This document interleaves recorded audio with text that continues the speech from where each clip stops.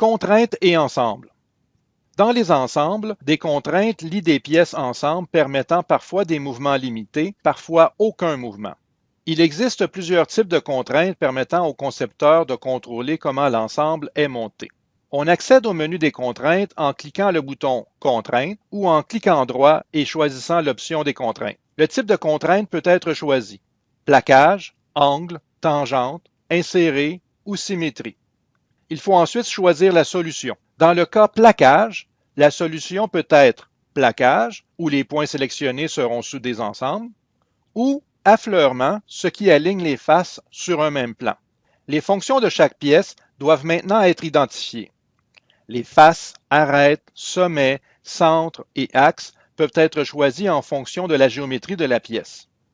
Il faut souvent changer de point de vue pour bien sélectionner les fonctions, ce qui peut ne pas être facile.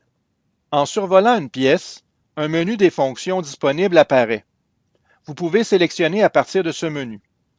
En cas d'erreur, cliquez Première sélection pour recommencer.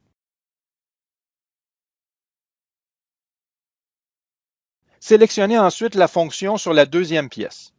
Un décalage peut être entré pour assurer un espacement ou un débordement entre les pièces.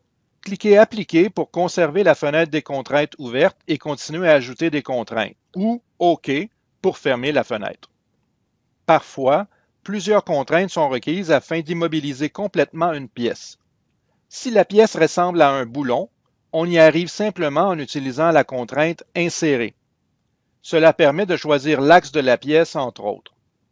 C'est équivalent à contraindre un axe et à imposer un plaquage.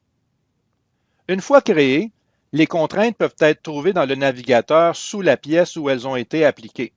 Elles peuvent être renommées, modifiées, masquées ou effacées. Masquer une contrainte peut être utile pour déplacer rapidement une pièce.